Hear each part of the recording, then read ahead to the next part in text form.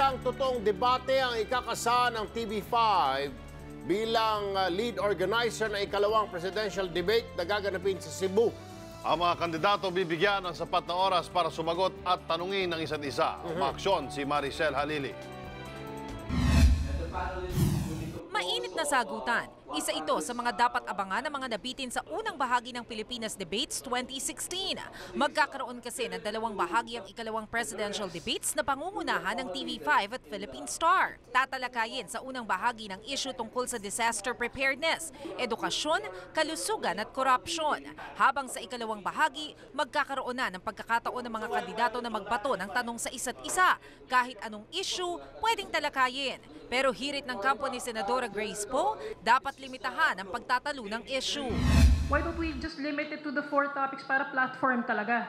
Kasi if you just open it to everything, kahit anong of course there will be a tendency to ask personal questions na wala namang kinalaman sa... Pero ang kampo ni Marojas, walang nakikitang problema rito. At the end of the day, the quality of the question itself will also be a reflection on the candidate. So if they ask a really rude, personal, out-of-line question, that's really going to reflect on the candidate. Pwede namang tumanggi ang kandidato na sagutin ang tanong. Ayon naman sa United Nationalist Alliance, Paano yun? Kung yung kandidato namin ayaw bumanat, talo na siya agad kasi hindi siya bumabanat eh. How a candidate makes a choice in the future can also be seen about what kind of person he is. And that's what we are trying to bring about this candidate. Because these things can be brought out not just in the questions being asked, but also in the way a candidate answers. siniguro naman ng organizers na mas mahabang oras ang ibibigay sa mga kandidato para magpaliwanag. Magkakaroon din ng malinaw na rebuttal at makatwirang haba ng mga commercial. Okay, this is what we can assure you. We're going to give the Filipino people the best in this series. Sabi ng COMELEC malinaw kung ano ang layunin ng debate.